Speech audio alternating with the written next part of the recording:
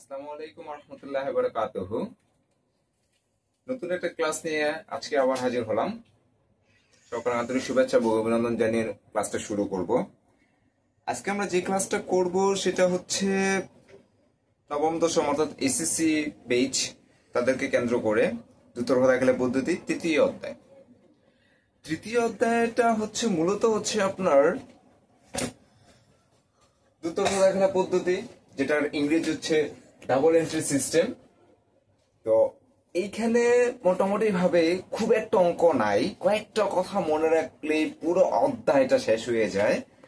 এটার ক্ষেত্রে থিওরিটিক্যাল বা বোঝার জন্য অনেক কিছু আছে এই অধ্যায়টাতে।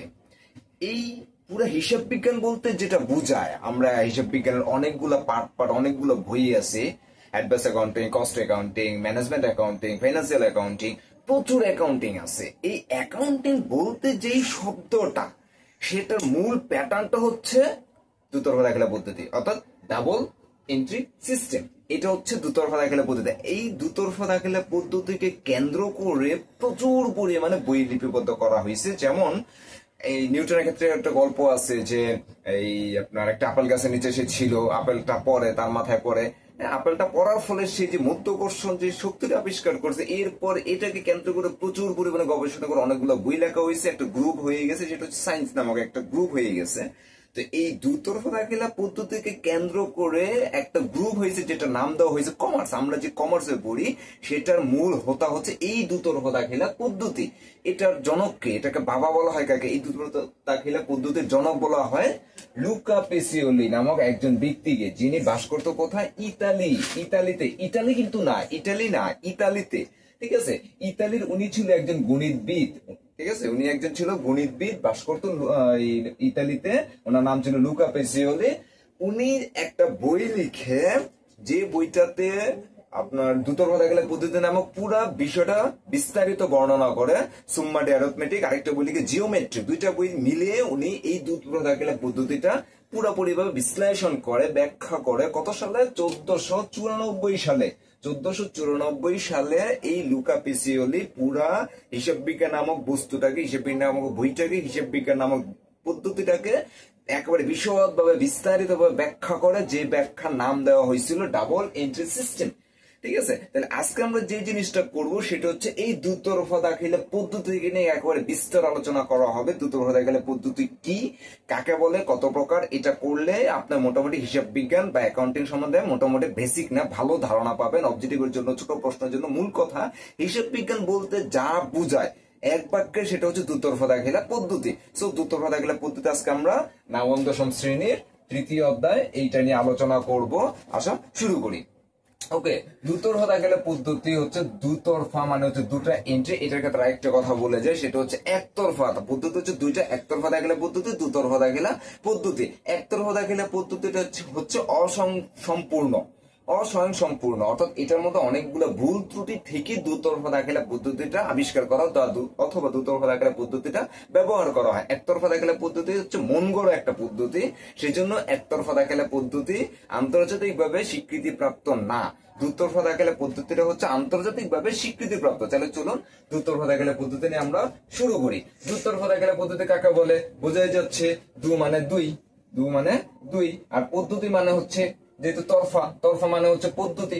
ঠিক আছে, পদ্ধতি। তাহলে দুটি পদ্ধতি, অর্থাৎ প্রত্যেকটা হিসাবকে দুটা ভাগে ভাগ করে লিপিবদ্ধ করা হবে, সেটা হচ্ছে দুতরফা দাখিলা পদ্ধতি। তাহলে দুতরফা মানে বুঝলাম দুটা পক্ষ বা দুটা পদ্ধতি। ওকে, তাহলে পক্ষ কি হবে? একটা পক্ষ আরেকটা পক্ষ হয় সুবিধা দেবে, না হয় সুবিধা নেবে। এটাকে হিসাব বিজ্ঞানের দুতরফা দাখিলা পদ্ধতি বলছে ডেবিট এবং ক্রেডিট। অর্থাৎ দুতরফা দাখিলা পদ্ধতি মূলত জিনিসটা হচ্ছে প্রত্যেকটা হিসাবকে দুটা ভাগে ভাগ করে এক পক্ষ ডেবিট এবং আরেক পক্ষ ক্রেডিট করে সমপরিমাণ টাকা দ্বারা যে বইতে লিপিবদ্ধ করা হয়, তাই হচ্ছে দুতরফা দাখিলা পদ্ধতি। ওকে, তাহলে এই পদ্ধতিগুলো বা এই হিসাবগুলো দুটা পক্ষ এই টোটালি সম্পত্তি হিসাবগুলোকে পাঁচটা ভাগে ভাগ করা হয়েছে। দুতরফা দাখিলা পদ্ধতি অনুসারে হিসাবকে পাঁচটা ভাগে ভাগ করা হয়েছে। কি কি? সম্পদ, দায়, মালিকানা সত্ত্ব, আয় এবং ব্যয়। এইগুলা বাড়লে ডেবিট, কমলে ক্রেডিট, বইতে প্রচুর পরিমাণে সূত্র আছে। তা এতগুলো সূত্র মনে রাখা সম্ভব না, সেজন্য আমি একেবারে শর্ট করে ফেলছি। এটা আমার নিজস্ব, মনে করতে পারো, একেবারে সোজা করে ফেলছি। সেটা হচ্ছে মনে রাখবো পৃথিবীর মধ্যে সর্বপ্রথম আমাদের যারা ইসলাম ধর্মে বিলং করি, সর্বপ্রথম মানুষ নবী বা মানুষের নাম কি? আদম আলাইহিসসালাম। সো আমরা তার থেকে, সবগুলো মানুষ তার থেকে সৃষ্টি। সো আমরা মনে রাখবো সব আদম, সব আদম। আমরা বলতেছি আমরা মনে রাখবো সব আদম। খেয়াল করি, এই কথাটা মনে রেখে আমরা পুরো হিসাবটা করে ফেলবো। খেয়াল করেন, আমরা সম্পত্তিকে ভাগ করছি পাঁচটা ভাগে: সম্পদ, দায়, মালিকানা সত্ত্ব, আয় এবং ব্যয়। তাহলে এই সদা হচ্ছে সম্পদ, এই সদা হচ্ছে সম্পদ, আর এই বদা হচ্ছে ব্যয়। তাহলে স দিয়ে সম্পদ, ব দিয়ে হচ্ছে ব্যয়। সম্পদ এবং ব্যয়, এটা এখানে লিখছে দেখেন, সম্পদ এবং ব্যয় এই দুইটা হচ্ছে ডেবিট। সম্পদ এবং ব্যয় হচ্ছে ডেবিট। তাহলে সব আদম, সব হচ্ছে শত সম্পদ, বলতে ব্যয়, সব ব্যয়। এই জিনিসটা মনে রেখে আমরা এই দুইটাকে আমরা ডেবিট করবো। তাহলে বাকি তিনটা যে তিনটা রয়েছে সেই তিনটা অনায়াসই ক্রেডিট হবে, এটা বোঝাই যাচ্ছে। তারপরেও আমরা একটু যেহেতু আদম বলছি, আদমের একটু ব্যাখ্যা করে দেখেন। সরায়াতে হচ্ছে আয়, দদা হচ্ছে দায়, মতে হচ্ছে মালিকানা সত্ত্ব, এই তিনটাই হবে ক্রেডিট। তাহলে সব আদম যদি একটু বিশ্লেষণ করি, সদে হচ্ছে সম্পদ, বদে হচ্ছে ব্যয়, সরায়াতে আয়, দতে দায়, এমে হচ্ছে মালিকানা সত্ত্ব। এই তিনটা জিনিস হবে ক্রেডিট, অর্থাৎ এই তিনটা জিনিস ক্রেডিট, আর বাকি দুইটা হচ্ছে ডেবিট।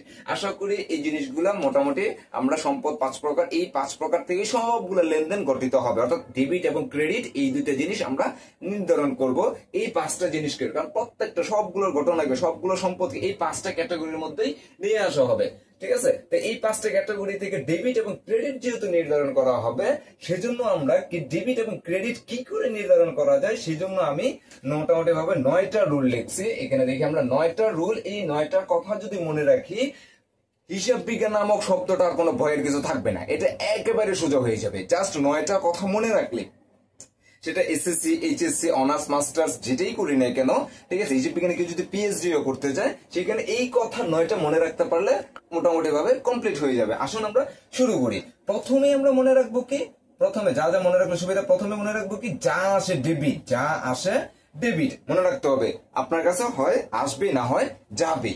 ঠিক আছে? দুইটা পক্ষ, যেহেতু আমরা দুইটা পক্ষ বলছিলাম, একটা পক্ষ দেবে আর একটা পক্ষ নেবে, অথবা একটা পক্ষ প্রদান করবে আর একটা পক্ষ গ্রহণ করবে। ঠিক আছে? হয় আসবে, না হয় যাবে, কিছু একটা হবে। ঠিক আছে? সেটা হবে দ্রুত পদে গেলে পদ্ধতির মূল থিম। তাহলে এখন কথা হচ্ছে, যা আসবে, আপনার কাছে যেটা আসবে সেটাই হবে ডেবিট। সোজা কথা, যা আসবে সেটাই হবে আর ডেবিট। আর যেই নামে আসবে সেটা, সেই নামটা লিখতে হবে, যেই নামে আসবে সেই নামে লিখতে হবে। ঠিক আছে? যা আসে ডেবিট, যা আসে ডেবিট। এরপরে তাহলে এটা উল্টা দিয়ে আমরা 2 নম্বরটা মনে রাখবে কি হবে, এটা উল্টা দিয়ে, যে যা আসে তা যদি ডেবিট হয়, যা চলে যায় তাহলে অবশ্যই সেটা ক্রেডিট হবে। যা আসে ডেবিট, যা চলে যাবে সেটা অবশ্যই ক্রেডিট হবে। যা চলে যাবে সেটা ক্রেডিট। আর লিখবো কি আমরা, যেই নামে চলে যাবে, যেই জিনিসটা চলে যাবে সেটা আমরা ক্রেডিট লিখবো, যেটা আসবে সেটা ডেবিট হবে, যেটা চলে যাবে সেটা ক্রেডিট লিখবো। যেমন ধরেন বেতন দেওয়া হলো, যেমন লিখি আমরা বেতন দেওয়া হলো। আমি একটু মুছে নেই তাহলে সুবিধা হবে। ঠিক আছে? যেমন বেতন দেওয়া হলো, এটা যদি আমরা লেনদেনটা চিন্তা করি তাহলে কি দাঁড়াচ্ছে, বেতন দিছি, আমি কেন দিছি, সে আমার এখানে কাজ করছে, এটা আমার ব্যয় হয়েছে, তাহলে বেতনের জন্য আমি টাকা কিন্তু দিছি, তাহলে এখানে হবে কি বেতন। তাহলে দেখেন আমি বেতন লিখতেছি, কারণ বেতনের জন্য আমার কাছ থেকে টাকা চলে গেছে। কি চলে গেছে? টাকা চলে গেছে। তাহলে এখানে লিখবো কি আমরা নগদান হিসাব। এটি পরে আসতেছি না, কেন টাকা লিখতেছি না, এখানে লিখবো আমরা নগদান। তাহলে বেতন হিসাব ডেবিট আর নগদান হিসাব ক্রেডিট। আশা করি বিষয়টা 1 নাম্বার এবং 2 নাম্বার বুঝে গেছে, যে যা আসে সেটা হবে ডেবিট, যা চলে যাবে সেটা হবে ক্রেডিট। Okay fine. এরপর সম্পদ সবসময় ডেবিট হবে। সম্পদকে সবসময় সম্পদ নামে লিখতে হবে, মাথায় রাখতে হবে, সম্পদকে সবসময় সম্পদ নামে লিখতে হবে। যেমন আসবাবপত্র, যন্ত্রপাতি, অফিস সরঞ্জাম, এইগুলা যেটা আছে সেই নামে লিখতে হবে। সম্পদকে সম্পদ নামে লিখতে হবে, সোজা কথা। আসবাবপত্রগুলো আসবাবপত্র নামে লিখতে হবে। আসবাবপত্র অফিস সরঞ্জাম লেখা যাবে না, অফিস সরঞ্জামকে আসবাবপত্র লেখা যাবে না। সম্পদকে সম্পদের নামে লিখতে হবে। তাহলে সম্পদকে যদি আমরা সম্পদের নামে লিখি, তাহলে অবশ্যই যাবতীয় খরচগুলো, এরপরে দেখেন খরচগুলো অবশ্যই আমাদের লিখতে হবে ডেবিট, এবং যেই নামে খরচ হয়েছে সেই নামে লিখতে হবে। ঠিক আছে? 4 নাম্বারটা, যাবতীয় খরচ হচ্ছে ডেবিট। যেগুলো খরচ, যেমন একটু বলেছিলাম বেতন হচ্ছে আমাদের একটা খরচ, বেতন দিচ্ছে, আমার কাছে টাকা চলে গেছে, সেই জন্য খরচকে ক্ষত নামে, কেন আমার খরচ হয়েছে, বেতন বাবদ খরচ হয়েছে, এই জন্য বেতন হিসেবে কিন্তু আমাকে লিখতে হবে। এই জন্য লিখছি কি, যাবতীয় খরচ সবসময় ডেবিট, আর যে নামে খরচ হবে ওই নামেই লিখতে হবে। যে নামে খরচ হয়েছে, যেমন আমি এখানে বেতন লিখছি, কেন বেতন নামে আমার খরচ হয়েছে, বেতন বাবদ খরচ হয়েছে। এরপরে হবে কি, যাবতীয় আয় ক্রেডিট। যদি আমার খরচ যদি ডেবিট হয় তাহলে খুব স্বাভাবিক আয়টা আমার ক্রেডিট হবে, উল্টা। তাহলে যেই নামে আয় হবে সেই নামটা লিখতে হবে। যেই নামে আমাদের আয় হবে, যেমন বেতন খরচ হয়েছে বেতন নামে লিখছি, যখন কোনো কিছু আয় হবে সেই নামে লিখতে হবে। যেমন বিক্রয় করলে আমার আয় হয়, সেই জন্য বিক্রয়টাকে আমরা লিখতে হয়, বিক্রয় হিসাব এই জন্য ক্রেডিট হয়। ওকে, তারপরে 6 নম্বরটা বলতেছি কি ক্রয় সবসময় ডেবিট, ক্রয় সবসময় ডেবিট। ক্লিয়ার? ক্রয় সবসময় ডেবিট হবে, এটা মাথায় রাখতে হবে। ক্রয় সবসময় ডেবিট যেহেতু হয়, তাহলে ক্রয়ের সাথে আর কার সম্পর্ক আছে? ক্রয়ের সাথে সম্পর্ক হচ্ছে পাওনাদারের। ক্রয়ের সাথে সম্পর্ক পাওনাদার। ক্রয় যেহেতু ডেবিট, ক্রয়ের সাথে সম্পর্কটা পাওনাদারের। পাওনাদার আরো একটা নাম আছে, পাওনাদার আরেকটা নাম হচ্ছে প্রদেয় হিসাব।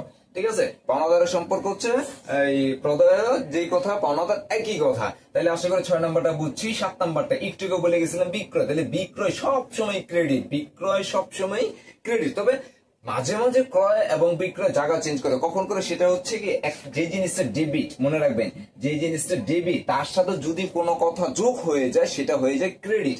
কিরকম? যে দেখেন আমরা যদি ক্রয় লিখি, একটু আগে বলছিলাম যেহেতু 6 নম্বরটা বলছিলাম ক্রয় সবসময় ডেবিট, তাহলে খেয়াল করেন ক্রয় হিসাব ডেবিট। ঠিক আছে, আমি লিখলাম ক্রয় হিসাব ডেবিট।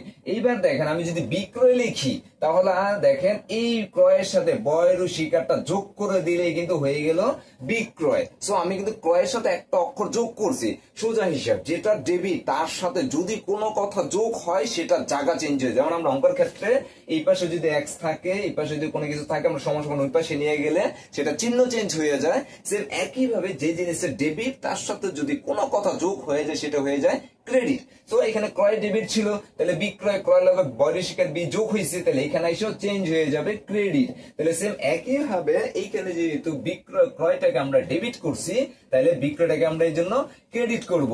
আর বিক্রয়ের সাথে কার সাথে সম্পর্ক? ক্রয়ের সাথে সম্পর্ক হচ্ছে পাওনাদারের, বিক্রয়ের সাথে সম্পর্ক হচ্ছে দেনাদারের। দেনাদারের আরেকটা নাম হচ্ছে প্রাপ্য হিসাব। বিষয়টাগুলো একবারে মুখস্থ করে ফেলতে হবে, বা বারবার দেখলে ভিডিওগুলো দেখলে মুখস্থ হয়ে যাবে। আর যদি মুখস্থ না করতে চাও, যেহেতু আমরা খাতা কলম নিয়ে যদি না বসি, তাহলে কমেন্টে এই নামগুলো কয়েকবার লিখলে মুখস্থ হয়ে যাবে। ঠিক আছে, কমেন্টে কয়েকবার কমেন্ট করে দাও, তাহলে হয়ে যাবে। তাহলে কমেন্ট করলে তোমার সেটা আমি নিজেও বুঝি তুমি খুব অ্যাটেন্টিভ স্টুডেন্ট, মনোযোগী স্টুডেন্ট, তুমি শিখতে চাচ্ছ। আর সেখানে কমেন্ট করলে তোমার লেখাটা মুখস্থ হয়ে যাবে, পড়াটা মুখস্থ হয়ে যাবে। সো বিক্রয় হিসাব ক্রেডিট, বিক্রয়ের সাথে সম্পর্ককার দেনাদারের, দেনাদারের আরেকটা নাম হচ্ছে প্রাপ্য হিসাব। আশা করি 7 নম্বরটা কমপ্লিট। এরপরে দেখো 8 নম্বরটা দেনাদার বা প্রদেয় হিসাব। এর থেকে যে টাকা পাওয়া যায় না তাকে অনাদায়ী পাওনা বা কুঋণ বলে।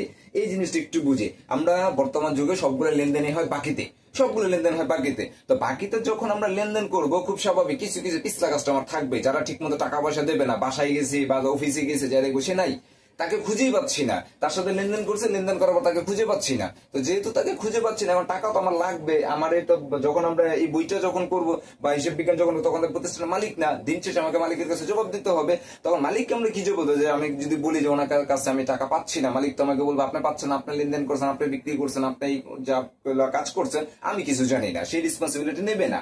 তো সেই জন্য আমাকে নিজেকে বাঁচানোর জন্য আমরা যে টাকাগুলো পাবো না সেগুলোর জন্য একটা নাম দেব, নামটা হচ্ছে এই কুঋণ। নামটা হচ্ছে কুঋণ। অর্থাৎ যেই সমস্ত কাস্টমারের কাছ থেকে আমি টাকা পাবো না, হ্যাঁ বিক্রি করছি আমি বাকিতে, কিন্তু আমাকে সে টাকা দিচ্ছে না, যেহেতু আমাকে টাকা দিচ্ছে না তার জন্য একটা হিসাব করবো, সেই হিসাবটা হবে কুঋণ বা অনাদায়ী পাওনা। অনাদায়ী মানে তো বুঝতেছি পাচ্ছি না, যে পাওনা, যে পাওনা পাওয়া যাচ্ছে না সেটা হচ্ছে অনাদায়ী। ঠিক আছে, তাহলে কুঋণ হচ্ছে কি যে দেনাদার থেকে যে সমস্ত টাকা আমরা পাবো না সেই সমস্ত টাকাকে বলা হয় কুঋণ। বিষয়টা মাথায় রাখতে হবে। কুঋণ পরীক্ষাতে কিন্তু আসবে। এরপরে সামনে গেলে অঙ্ক যখন করবো এই বিষয়গুলো আরো ক্লিয়ার হবো আমরা।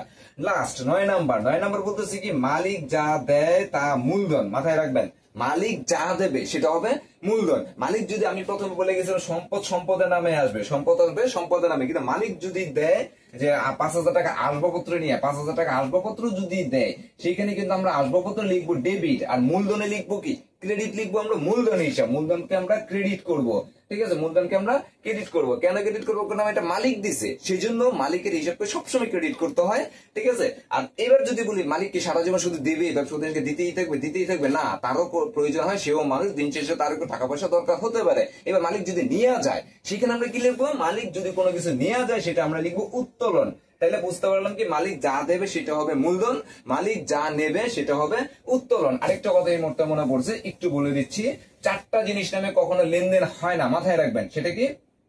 টাকা, একটু বলছিলাম বলে দেব, টাকা নামে কোনো হিসাব হয় না, পণ্য, মাল, এবং চেক, এই চারটা নামে কোনো হিসাব হয় না। টাকা, পণ্য, মাল বা চেক এগুলোর নামে কোনো হিসাব হয় না, কিন্তু পরীক্ষার খাতা বা প্রশ্নের খাতা বা বাস্তবিক জীবন এইগুলো বেশি থাকে। তাহলে টাকা থাকলে আমরা কি লিখবো? টাকা থাকলে আমরা লিখবো নগদান। মাথায় রাখবেন, টাকা নামে কোনো হিসাব হয় না, টাকা যেখানে লিখবো সেখানে আমরা লিখবো নগদান। আশা করি প্রথমে বলে গেছিলাম বেতন হিসাব ডেবিট, নগদান হিসাব কেন আমরা ক্রেডিট করছিলাম, ওইখানে কিন্তু টাকা আমরা লিখি নাই, কারণ টাকা নামে কোনো হিসাব হয় না। এই জন্য টাকা থাকলে আমাদেরকে লিখতে হবে নগদান হিসাব। পণ্য এবং মাল যদি থাকে, এগুলা থাকলে লিখতে হবে ক্রয় অথবা বিক্রয়। ঠিক আছে, ক্রয় অথবা বিক্রয়। কেন ক্রয় বিক্রয়? কারণ পণ্য এবং মাল আমরা অবশ্যই ক্রয় করব, বিক্রয় করব। পণ্য জিনিসটার ক্ষেত্রে একটু কথা হচ্ছে, পণ্য অবশ্যই আমরা যেটা কিনে বিক্রি করার নিয়ত করে আমরা যেটা কিনি সেটাই হচ্ছে পণ্য। পণ্য কিন্তু এক জিনিস, আর ক্রয় কিন্তু আরেকটা জিনিস হবে। হ্যাঁ, অঙ্কটা সৃজনশীল একে গেলে আমরা আরো বিষয়টা ভালো বুঝবো। তো এইখানে মাথায় রাখেন, পণ্য এবং মাল হচ্ছে যেটা আমরা বিক্রয়ের উদ্দেশ্যে কিনি সেটা হচ্ছে পণ্য। তাইলে ক্রয় এবং বিক্রয়, পণ্য এবং মাল থাকলে ক্রয় এবং বিক্রয়। চেক থাকলে কি লিখবো? চেকের সাথে সম্পর্ক কার? চেক অবশ্যই নগদ ব্যাংকের সাথে সম্পর্ক, সেই জন্য চেক যদি থাকে সেখানে অবশ্যই আমরা লিখবো ব্যাংক হিসাব। চেক থাকলে কখনো চেক নামে হিসাব হয় না, চেক থাকলে আমাদেরকে লিখতে হবে ব্যাংক হিসাব। তাহলে আজকের ক্লাসটা আমি বলবো খুবই গুরুত্বপূর্ণ। যদি কেউ মনোযোগ দিয়ে দেখে বা বুঝে থাকে তাহলে দুতরফা দাখিলা পদ্ধতি অথবা ডাবল এন্ট্রি সিস্টেম কোনো সমস্যা হওয়ার কথা না। এরপরও অনেক বড় একটা ক্লাস, আমরা অঙ্কগুলো করলে আরো ভালো বুঝবে। যদি এইটুকু যদি না বুঝি, সামনের ক্লাসগুলো বোঝা খুব কষ্ট হয়ে যাবে।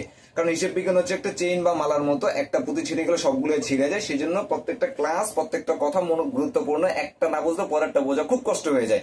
তা যদি কেউ তারপরে না বোঝে কমেন্টে জানাবা, আমি অবশ্যই চেষ্টা করবো ডিটেলস আরো বোঝানোর জন্য। ধন্যবাদ সবাইকে এতক্ষণ পাশে থাকার জন্য। Thank you.